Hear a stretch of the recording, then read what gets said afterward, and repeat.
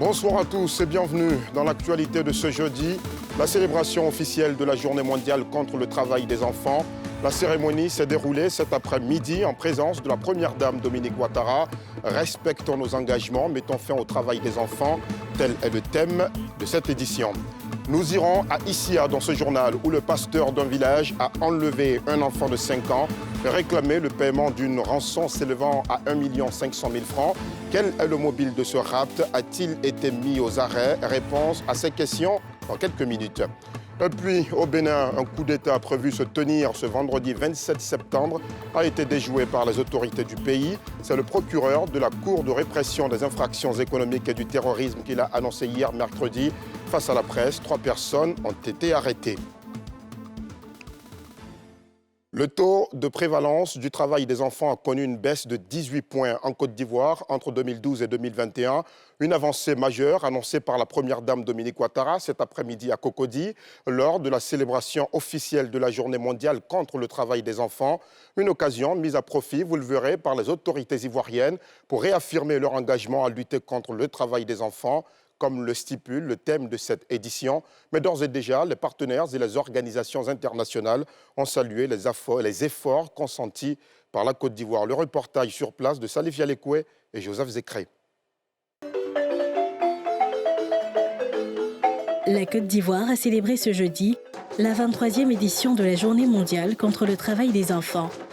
Pour cette édition, le thème retenu est « Respectons nos engagements, mettant fin au travail des enfants ». Une occasion pour la Première Dame de Côte d'Ivoire, Dominique Ouattara, présidente de la Fondation Children of Africa, engagée depuis des années dans ce combat, de réaffirmer son engagement à le poursuivre. Ces dernières années, les données statistiques sur la situation du travail des enfants dans notre pays montrent des perspectives encourageantes.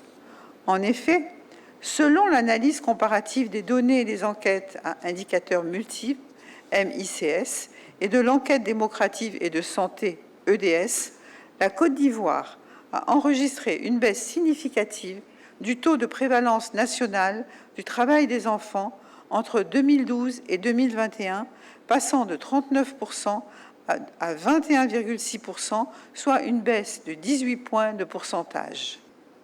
Ces résultats notables et cette tendance à la baisse du travail des enfants donnent la preuve que les actions intensives de sensibilisation et de remédiation que mènent tous les acteurs de l'écosystème national de lutte contre le travail des enfants ont un impact réel sur la réduction du phénomène en Côte d'Ivoire. De nombreuses actions ont été menées par le gouvernement ivoirien pour atteindre ces résultats. Le ministre en charge de l'Emploi et de la Protection sociale, par ailleurs président du comité interministériel, en donne quelques grandes lignes. La Côte d'Ivoire a fait le choix d'une approche humaniste, basée sur des stratégies d'intervention ciblées et surtout la participation inclusive et collaborative de l'ensemble des parties prenantes, en ne réuniant pas le fait qu'elle est et demeure toujours une terre hospitalière. La consécration de cette vision se fait dans un cadre légal, réglementaire et institutionnel mis en place pour favoriser la synergie d'action, l'optimisation des moyens disponibles et la mobilisation de tous les acteurs du secteur public et parapublic, du secteur privé et de la société civile. Les partenaires au développement et institutions financières se sont félicités du bel exemple de la Côte d'Ivoire dans cette politique de lutte contre le travail des enfants. L'Organisation internationale du travail a lancé la première journée mondiale contre le travail des enfants en 2002 pour attirer l'attention sur le sort dramatique des enfants travailleurs. Et nous arrivons à cette surprenante histoire qui secoue la ville d'Issia depuis ce mercredi 25 septembre. Un homme présenté comme le pasteur du village de Yokorea kidnappe un enfant de 5 ans. Il exige par la suite le paiement d'une rançon s'élevant à 1 500 000 francs. Et tenez-vous bien, cette somme était destinée à financer son projet de mariage dont il peinait à boucler les fonds. Arrêté par la gendarmerie, il est passé aux aveux. Le reportage de Thiemé Danger. Issia, porte d'entrée du centre-ouest ivoirien. Théâtre d'une histoire de rapt d'enfants digne d'un film hollywoodien. L'acteur principal, ce pasteur, cerveau de l'enlèvement de ce gamin de 5 ans, qui après des moments d'angoisse, retrouve parents et sourire. Cette issue heureuse est l'œuvre de la gendarmerie nationale, parvenue en 48 heures d'opération à démasquer l'auteur des messages de rançon de la somme de 1 500 000 francs, dont la destinataire était loin d'imaginer que ce n'était que celui qui livrait la viande pour son restaurant depuis 3 ans. J'ai eu un message qui m'a dit que mon enfant avait été enlevé. Que si je veux revoir mon enfant, de m'apprêter avec une somme de 1 500 000. 2 semaines en arrière, il m'a demandé un prêt de 300 000 pour faire sa dot. Je lui ai dit sincèrement que je n'avais pas cette somme-là. Mais si je peux, si Dieu voulant, je vais l'aider. C'est comme ça qu'il est parti. Le jeudi dernier, il est venu à 9h. Bon, comme c'est quelqu'un qui est habitué à la maison depuis 3 ans, je l'ai même laissé là, je suis allée me reposer. Je me suis réveillée, je demande, on dit qu'il est parti aux environs de 16h. Le lendemain, vendredi, c'est quand je suis partie au marché, qu'il est revenu encore sur ses pas, qu'il a pris l'enfant pour partir. Une fois enlevé, l'enfant est conduit ici, à Yokorea, à une 30aine de kilomètres d'Issia.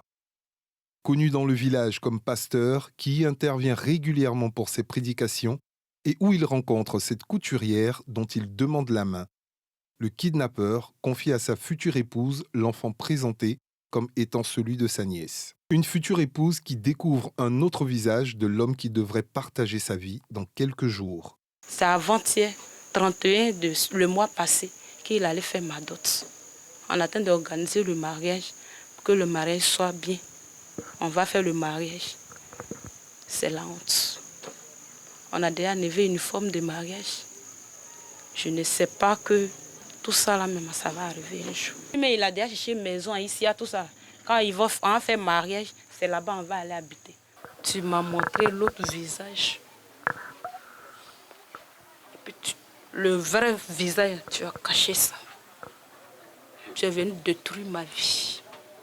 Interrogé sur les faits, le mis en cause passe aux aveux et dévoile le mobile de son forfait. Vendredi 20, c'est là que je suis sorti avec l'enfant et je suis parti avec lui dans un lieu nommé Yokorea. En tout cas, il est collé à moi, donc c'est pourquoi c'est avec lui que je suis parti. J'ai pris l'enfant pour juste avoir de l'argent avec Damali Ali. Retour sur le théâtre pour les gendarmes. Au cœur de la descente cette fois, innocenter l'infortunée future épouse accusée de complicité. La dame que vous voyez est innocente. Voilà, elle n'a rien à voir avec ce qui s'est passé. Bien au contraire, elle est aussi victime de la situation, du mauvais comportement de son fiancé. Donc le méchant, ce n'est pas elle. Au contraire, elle est victime. Donc ayez pitié d'elle, il faut la réconforter. Ne la voyez pas comme le diable ici. C'est votre sœur, soyez avec elle et il faut la soutenir. L'opération réussie fait le bonheur de la famille du petit garçon. Pour d'autres opérations similaires qui portent rapidement leurs fruits, le commandant de la compagnie d'Issia invite vivement les populations à utiliser l'application mobile Gend Alert, disponible gratuitement sur App Store et Play Store pour signaler toute activité suspecte et contribuer ainsi à la sécurité publique. Ces jeunes que vous allez voir maintenant auront moins de mal pour financer leurs projets, le mariage y compris, grâce au programme de travaux à haute intensité de main-d'œuvre, en acronyme TIMO. Ils bénéficient désormais de financement pour le démarrage de leurs activités génératrices de revenus. Au nombre de 2955, tous sont issus du Haut-Sassandra. La cérémonie de remise des fonds s'est déroulée à Issia en présence de Mamadou Touré, le ministre de la Promotion de la Jeunesse. Le reportage de Faltia Koulibaly. Ces jeunes, issus des différentes localités des départements du Haut-Sassandra, ont bénéficié des programmes de travaux à haute intensité de main-d'œuvre, TIMO, des activités génératrices de revenus, AGR, des permis de conduire et des micro- et petites entreprises, MPE, et le programme volontaire de la Cannes. Avec ces fonds, ces jeunes pourront mener leurs activités ou améliorer leur employabilité. J'étais un jour dans ma petite chambre de la cité universitaire et j'ai postulé en ligne. Et chaque fois, je partais pour vérifier s'il n'y avait pas des programmes qui étaient en ma faveur. Donc c'est un jour, j'ai vu le programme de permis de conduire et j'ai postulé. C'est en 2019. Voilà. Et en 2024, il était là un jour, on m'a appelé pour dire que vous avez été retenu dans le cadre du permis de conduire. On nous a appelés, nous sommes allés faire des formations vraiment avec l'auto-école partenaire et vraiment on n'a rien déboursé. Outre Manassé, Hervé Kofi Couturier a bénéficié d'un appui financier.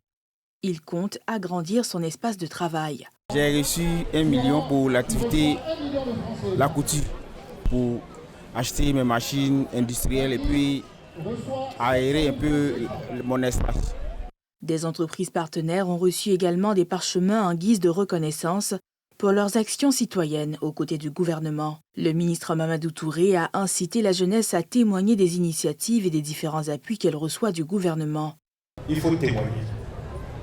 C'est important parce que beaucoup de vos camarades pensent que tout ça c'est du pipeau et que vraiment c'est pas vrai, etc. Mais parce qu'ils n'arrivent pas à mettre des visages sur les chiffres qu'on donne. Lorsqu'on dit 2955 jeunes, ça reste des chiffres. Mais derrière ces chiffres, il veut voir des noms, il veut voir des visages, il veut voir des témoignages. Le ministre Mamadou Touré a aussi invité les jeunes à davantage s'impliquer dans la mise en œuvre des projets d'insertion professionnelle. À l'approche de la présidentielle 2025, il les a exhortés à maintenir le climat de paix qui prévaut dans la région. Un autre faux investissement en ligne a eu raison de la vigilance de plusieurs Ivoiriens. SunPower, c'est le nom de cette plateforme qui promettait aux souscripteurs de grands rendements après le financement de panneaux solaires virtuels. Ces derniers jours, les plaintes se sont multipliées et de nombreuses personnes disent avoir été prises au piège d'une escroquerie bien ficelée. En 72 heures, tout a brusquement viré au pire. SunPower a cessé toute activité. Les victimes sont réunies en collectif pour saisir la justice. Nadia Eja et Eric Kimou les ont rencontrés. Cet homme pensait faire des gains en souscrivant à cette plateforme d'investissement en ligne dénommée SunPower. Le principe consiste à financer des panneaux solaires virtuels générateurs de revenus. Quand tu es intéressé, on t'envoie un lien depuis l'application pour pouvoir installer l'application. Et une fois installé, lui, ici, il a maintenant son portefeuille qui est là, avec tous ses actifs. Les promesses de gains sont alléchantes, avec par exemple des mises de 30 000 pour des gains de 90 000 francs, de 80 000 pour 249 600 francs, ou encore 260 000 pour 842 400 francs, soit plus de 300% de bénéfices en seulement 60 jours. Il y a eu à payer même un panneau de 400 000 qui devait me revenir à 1 million 600 et quelques en octobre. Mais très vite, ce qui devait être une poule aux œufs d'or se transforme en désillusion. Tout allait bien jusqu'au moment où ils ont lancé une dernière campagne qu'ils ont appelée pour l'anniversaire de SunPower. C'est après ça, il y a eu quand même pas mal d'engouement où beaucoup de personnes ont souscrit. Et au bout d'une semaine, les dépôts n'ont pas été faits comme habituellement. À partir du 19 septembre dernier, les retraits de gains ne sont plus validés. Le groupe de discussion est fermé après les interrogations des souscripteurs. Mais bien avant, une dernière tentative des escrocs pour soutirer de l'argent. Ils ont créé encore un autre système pour dire non que pour pouvoir obtenir le retrait, pour pouvoir obtenir son retrait, il fallait payer un certificat qui était à hauteur de 20 000 qui prouve que tu es vraiment membre parce qu'ils étaient victimes en ce moment de piraterie. Donc après encore la somme de 20 000 francs qu'ils ont demandé aux gens de payer pour être certifiés, ils ont encore demandé aux gens de payer la somme de, c'est-à-dire entre 10 000 et 100 000. Cette somme-là, c'était pour pouvoir recevoir ton argent dans les plus brefs délais. Des milliers de francs CFA pour certains, des millions pour d'autres. Le subterfuge utilisé par les arnaqueurs était bien ficelé, à en croire les victimes. Elle est venue avec un certificat du CPC. Voilà quel certificat a été signé. On ne sait pas si c'est vrai ou faux. Elles ont organisé des conférences où elles ont rencontré près d'une centaine, voire 200 personnes qui ont participé à cela, où ils ont offert des cadeaux. Dans le désarroi, ils se sont regroupés en collectif et revendiquent un remboursement estimé au minimum à 1,5 milliard de francs CFA pour le groupe. Pratiquement dans la famille, pratiquement tout le monde a investi parce que moi j'ai investi, il y a mon grand frère qui a investi, il y a mon petit frère qui a investi, il y a le frère de ma belle qui a investi son argent de scolarité, qui est parti prendre un prêt. Franchement, le préjudice est vraiment énorme. Pour réparer le tort à eux causé, une seule alternative, se tourner vers les autorités judiciaires. Il faudrait que ces bourreaux-là, il faudrait que la main soit mise sur eux. Il y a des plaintes qui ont été portées. Au moment où je vous parle, il y a des équipes qui ont été à la PLCC, dans les différents commissariats, dans chaque ville de la Côte d'Ivoire. Les gens sont allés porter plainte. À en croire cette victime, les malfaiteurs continuent de sévir. Une plateforme quasi similaire a été récemment ouverte. Je pense que c'est une arnaque parce que la même procédure qui s'est passée dans le même groupe, là, c'est la même procédure. Et là, moi, j'ai pris le risque d'investir encore à nouveau pour pouvoir voir ce qu'il en est. Moi, j'ai vu aussi que les mêmes numéros sur lesquels on faisait les dépôts ont apparu là-bas. Les cas d'arnaque en ligne sont légion en Côte d'Ivoire. Plusieurs malfaiteurs ont déjà été arrêtés auparavant par les structures et autorités compétentes. La commission de suspension et de retrait des permis de conduire des conducteurs impliqués dans des cas d'accidents corporels et mortels reprend du service. Elle s'est à nouveau réunie ce jeudi 26 septembre 2024 pour analyser 40 dossiers. À terme, 32 nouveaux permis sanctionnés, portant ainsi à 2005 le nombre de permis retirés ou suspendus de 2018 à ce jour pour des périodes allant de 3 mois à 15 ans. Une fermeté, vous le verrez, pour dissuader les auteurs d'incivisme routier qui fait des morts et des blessés graves sur la voie publique. C'est ce que nous montrent Thiemé Danger et Fulgence Kissiedou. Nouvelle session pour la juridiction spéciale du ministère des Transports. Au rôle de l'audience du jour, 40 dossiers de cas d'accidents corporels et mortels, dont un suite à une dénonciation d'ordre public. Il y a un cas qui est assez particulier pour cette commission-là, un cas qui relève d'une dénonciation d'ordre public. On a eu un conducteur qui manipulait son téléphone au volant. Les internautes ont relayé l'information. C'est pour dire aux Ivoiriens de faire attention.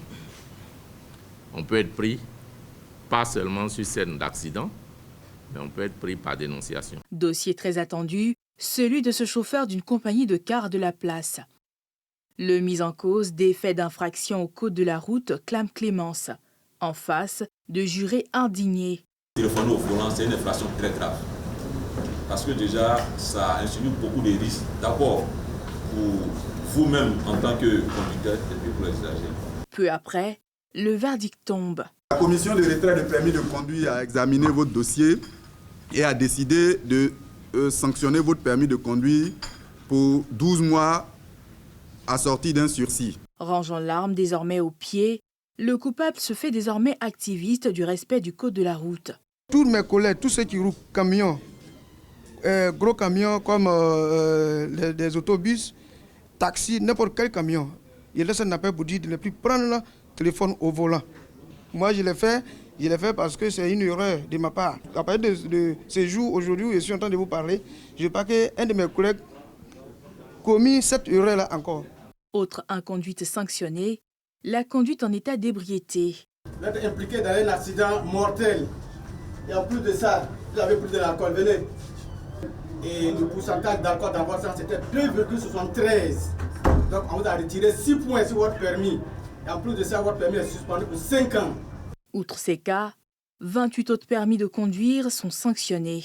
Sur la liste, ce chauffeur impliqué dans un accident corporel qui a entraîné la confiscation de son permis pendant 3 ans déjà.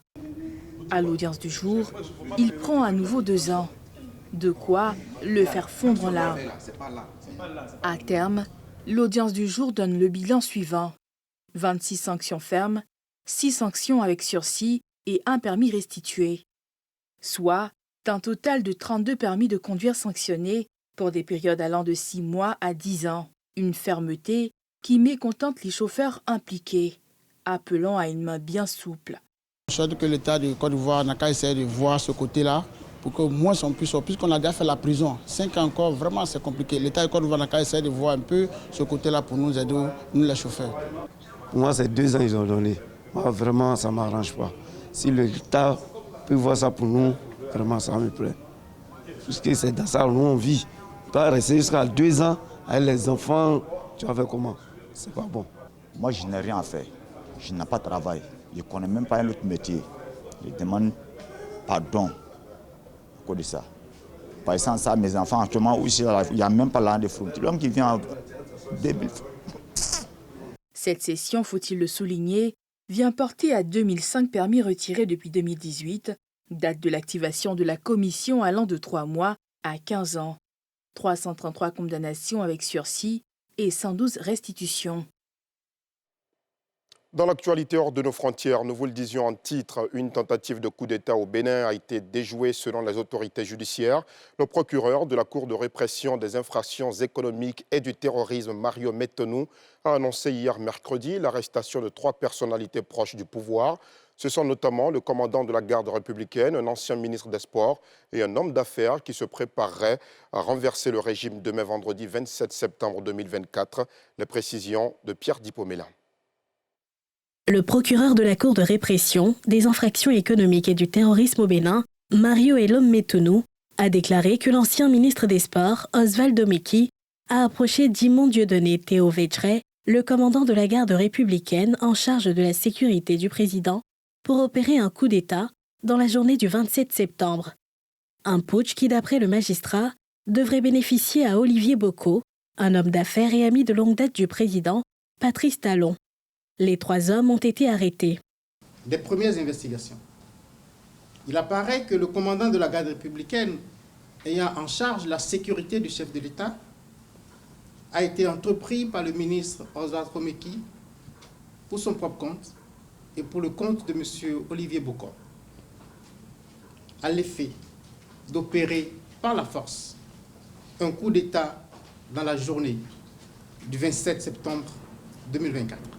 Les intéressés ont ouvert un compte bancaire dans les livres de la NCA Banque Côte d'Ivoire au profit du commandant de la garde républicaine et la preuve de l'ouverture du compte a été transmise aux bénéficiaires avec un solde initial de francs CFA 105 millions.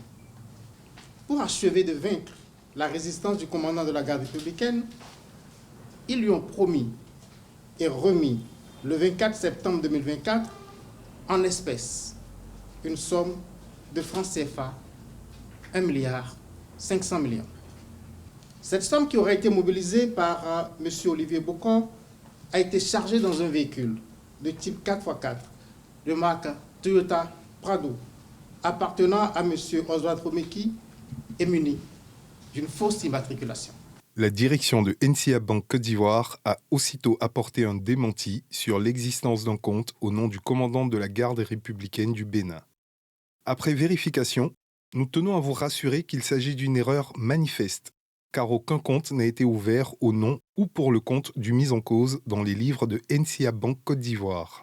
Toutefois, le patron de NCA Group reconnaît que le commandant de la garde républicaine est plutôt titulaire depuis le 9 juillet 2024 d'un contrat d'assurance NCA Prestige souscrit auprès de NCA Vie Assurance en Côte d'Ivoire. À ce jour, les versements reçus pour ce contrat s'élèvent à 55 millions de francs CFA. Nous arrivons au terme de ce journal. Merci aux équipes techniques et de rédaction. Merci à vous aussi de nous avoir suivis. Excellente soirée sur la nouvelle chaîne ivoirienne.